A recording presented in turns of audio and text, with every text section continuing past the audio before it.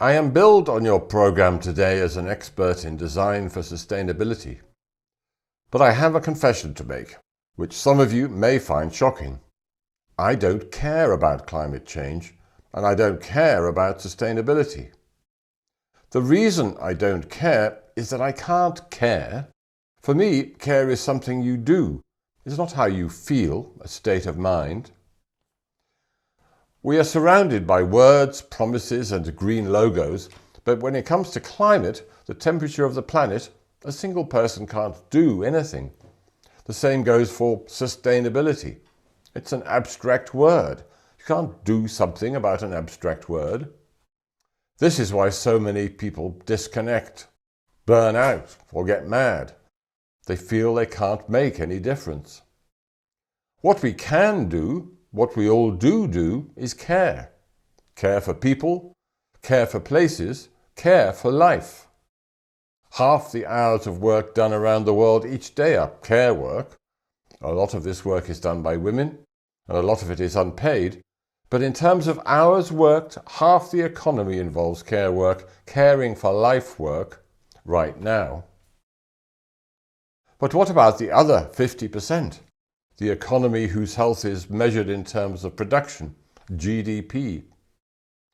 The GDP economy is fundamentally an economy of extraction, and the ecological costs of extraction, as you can see in this picture, are devastating the planet. This perpetual growth production economy cannot be reconciled with the biophysical limits of a living planet.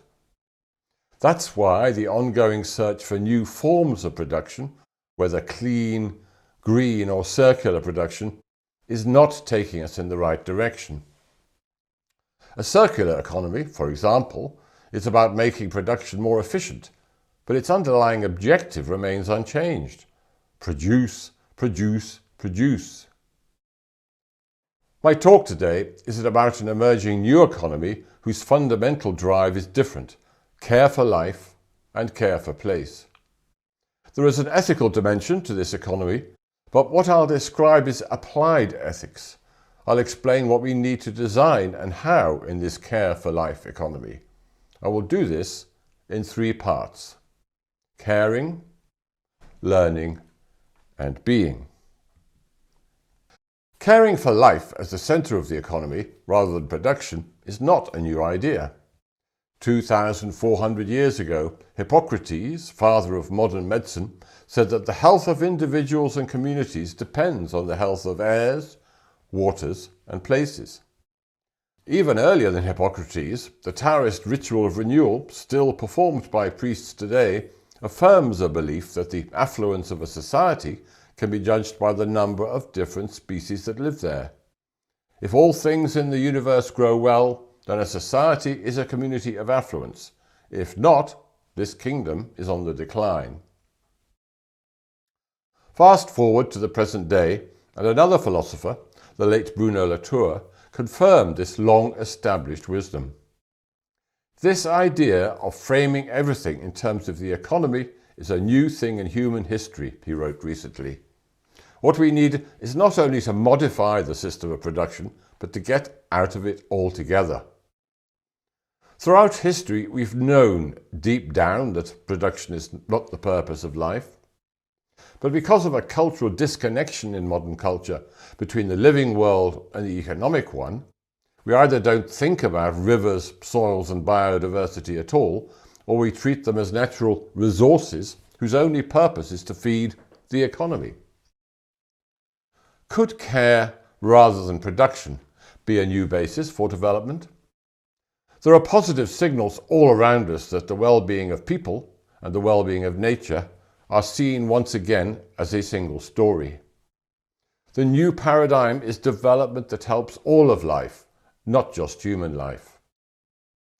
Development that fosters beneficial relations between natural ecosystems and therefore helps them endure is this shift. It's the basis of a new way to measure and create value. Caring for life happens in places. When we relate to our places as life worlds, it's easier to stop treating the oceans, fields and forests as resources. This power of connection between people and place is key. For the architect Pamela Mang, place is a doorway into caring. Place can unite people across diverse ideological spectra. Because place is what we all share, it's the commons that allows people to call themselves a community. We have certainly started looking at places with new eyes, and thanks to technology, we are looking at multiple scales. Planet Labs, for example, have deployed a swarm of Earth-observing satellites. These monitor every forest, every tree and every city block on Earth on a daily basis. This real-time ecological dashboard, say Planet, is a game changer when it comes to planetary care. ENA meta-barcoding helps ecologists determine what insects, pollinators and bacteria at microscopic scale used to live there, and so what should be planted there next. This technology takes Earth repair to a new level, in this case a microscopic one. It also takes us back in time, which is a pretty impressive feat of innovation in itself. Satellites, eDNA and other sensors have triggered a boom in nature metrics.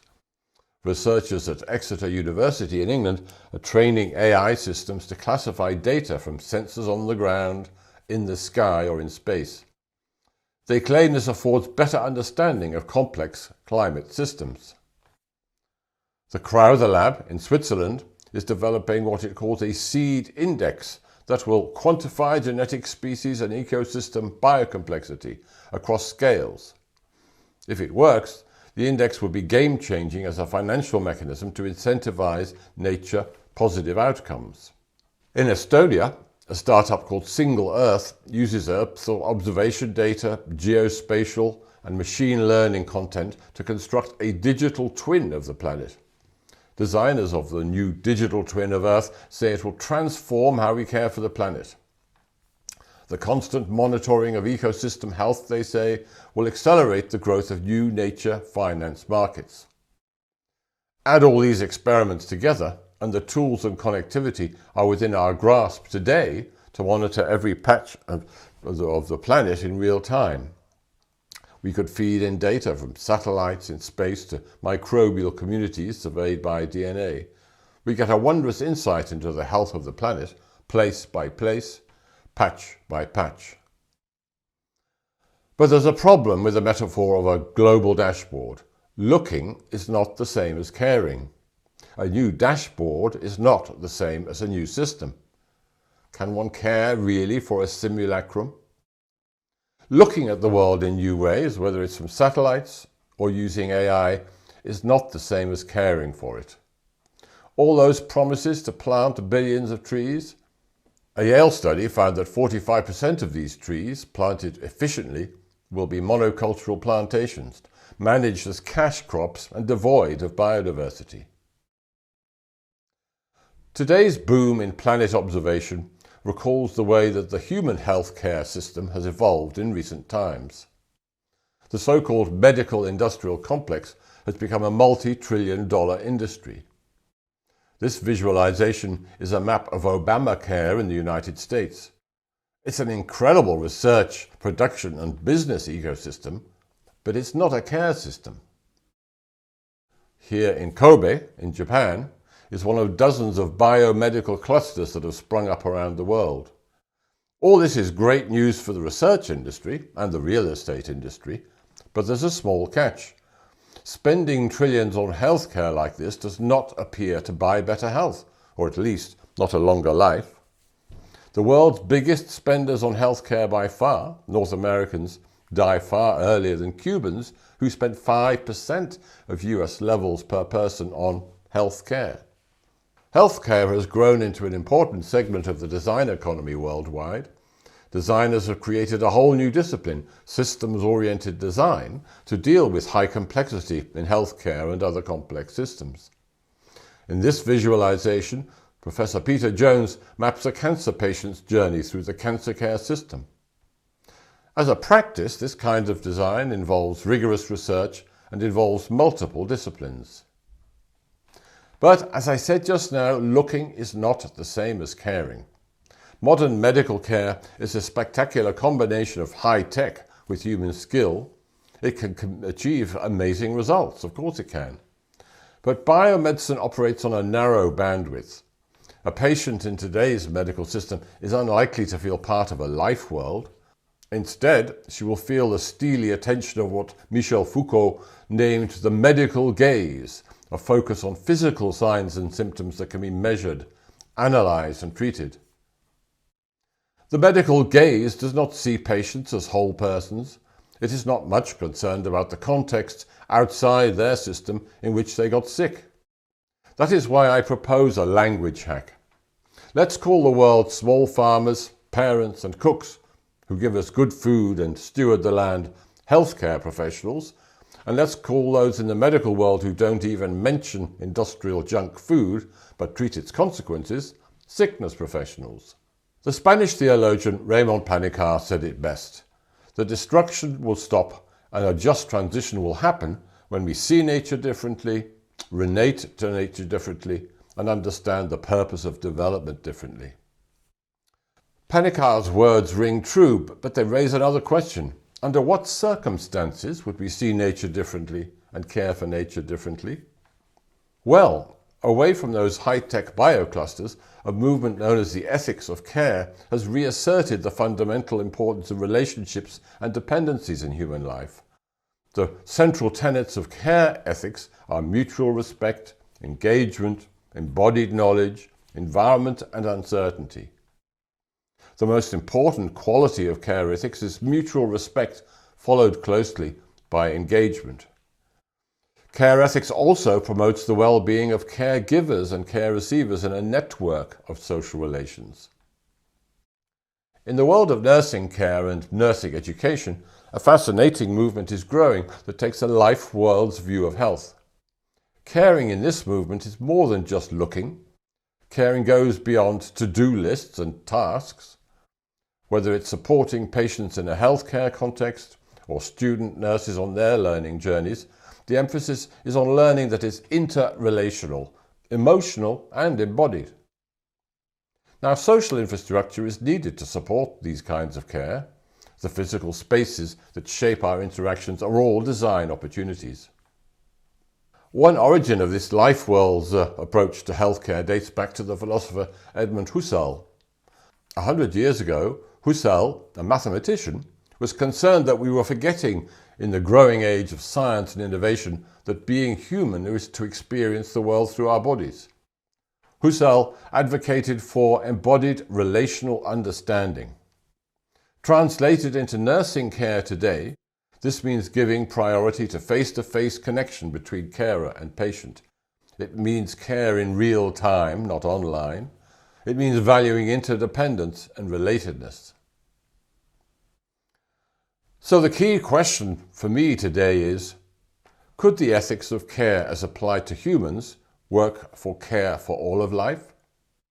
Could we practice care as if the health of a place and of the persons who inhabit it are a single story? Dr. D.D. Pershaus certainly thinks so. She grew up in a family of high-tech medical pioneers. Family members worked in radiation and brain surgery. But seeing firsthand that biomedical approaches could also be harmful, Pershaus set out on a pioneering path of her own. She developed a practice and theoretical framework for systems-based ecological medicine, restoring health to people as well as the social and ecological systems around them. This approach requires ecological literacy and a whole system's understanding of the world. This new ecological approach to health recognizes the inextricable links between humans and their biophysical, social and economic environments. In systems thinking over millennia, the boundary between an organism and its environment has been known to be porous. In Buddhist thought and among indigenous approaches to life, the organism and the environment are not separately determined. More recently, for followers of Gaia theory, there is no such thing as an independent organism. Modern science did not discover this reality, but it has confirmed it. An ecological approach to health is evident amongst thousands of projects around the world. Professionals and amateurs alike are involved in watershed restoration projects, tree planting, and other projects to improve their environment, the Lifeworlds in which they live. Millions of people around the world do this kind of work as volunteers. They care in practice. Large-scale volunteering is only one dimension of the Lifeworlds-based care ecosystem. A huge informal care economy already exists. So-called non-market care work includes the essential activity that people have always undertaken to raise and educate their families, take care of their land, and support each other in times of difficulty. Billions of people with low cash incomes meet daily life needs outside the money economy through traditional networks of reciprocity and gifts. They survive and often prosper within social systems based on kinship, sharing, and myriad ways to share resources. We are learning from these worlds outside the biomedical system that health and well-being are not something you deliver like a pizza. For ecosystems, as for human bodies, health and well-being are properties of a social and ecological context in which soil, plants, animals, and man are interconnected in diverse ways. For ecosystems, as for human bodies, health and well-being are properties of a social and ecological context in which soil, plant, animal, and man are interconnected in diverse communities and situations. That context needs to be cared for and, if necessary, repaired. Building on these fragmented but widespread developments, a network care revolution is growing in Germany, Austria, and Switzerland. An Economy is Care association connects more than 80 groups and individuals. Praetorius, its founder, points out that women spend on average 3 times as many hours as men on unpaid care and domestic work. By identifying care as an essential category of value creation, she suggests that the idea of care can be used to frame the entire economy anew. Designing for life is about being as well as acting. It means leaving behind the false belief that the world exists out there, separate from us. This belief is deeply rooted in modern life, but not irrevocably. Awareness of interconnection can be recovered. For the theologian Jennifer Ayres, we need to cultivate the capacity for inhabitants, seeking to know and love a particular place in some detail and honouring its ecological rhythms, limits, and possibilities. Like many of you, I'm sure I've spent many hours walking through forests, but not thinking too much about what was happening beneath my feet. Now, thanks to new information from modern science, my relationship to the forest, my inhabitants, has been transformed. In this animation, Julian Lieber worked out how to track fungal hyphae moving just below the forest floor in search of nutrients. The green boxes are annotations added by Lieber, object detection algorithms similar to the ones used in self-driving cars. That experience, and others, helped me stop thinking of soils as an inert source, dust, and develop a sense of shared aliveness, of earthly connectedness. Walking in that forest today, I feel myself to be a member of a more than human community, and whether it's in a forest, a field, or in a city, changing how we encounter others, human and non-human, and how we live together in actual relationship is crucial. For Dr. Maya Hay, a microbiome researcher in Canada, the best way to start this journey is by paying close attention to natural processes. Connecting with nature is as much about attention as it is about action. She has named this practice attunement. Based on her time at this natural sake brewery in Japan, Dr. Hay concluded, "If fermentation has taught me anything, it's that microbial time has its own pacing. The trick is to listen for it. Rather than expect pacing to abide by my schedule, I've learned to create an environment for non-human others to do their work at whatever tempo they prefer, whatever pace they want to sustain." In her paper, What Connects Us, Dr. Hay recounts stories of working across difference with humans and microbes. Workers in the craft brewery use practices like call and response and work song to coordinate fermentation processes among human and microbial participants. Authentic care involves a way of being. A capacity to be caring is reinforced by attunement to these existential ways of understanding. What would caring for all of life, and not just human life, mean for design? A key design quality, as I've shown, is caring attention. Sometimes ecosystems need repair, at other times they need to be left alone.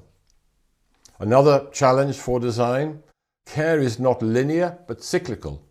It's not a project with a deadline. You don't sign off on care. Care is never finished. I said at the start that designing for life happens for the most part in places. It's not a state of mind. There's not a box to be ticked, nor an expert to consult. On the contrary, designing for life is an ongoing practice. This practice involves caring, learning, and being. The essence of ecological design care is to see the pattern of life as a connected whole, from biome to bioregion.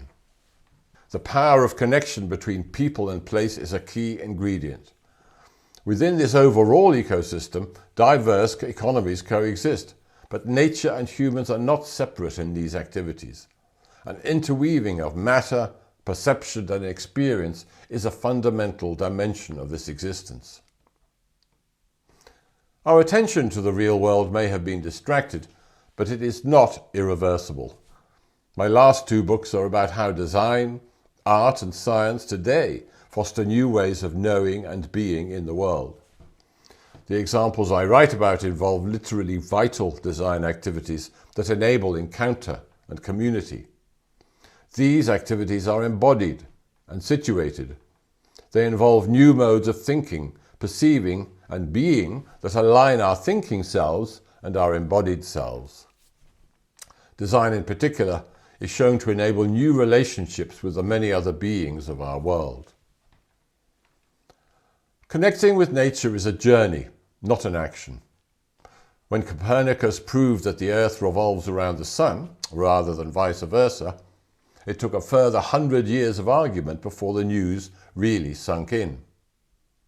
The essence of ecological thinking is to see the pattern of life as a connected whole. This kind of awareness can be recovered, it can be cultivated, but it will take time. On such a fundamental issue as our place within nature, learning to think and feel our way into an ecological worldview is a lifelong journey. I owe the last word to the philosopher Andreas Weber, to whom I am grateful for the title of my talk. If we design well, we design for shared aliveness. Thank you.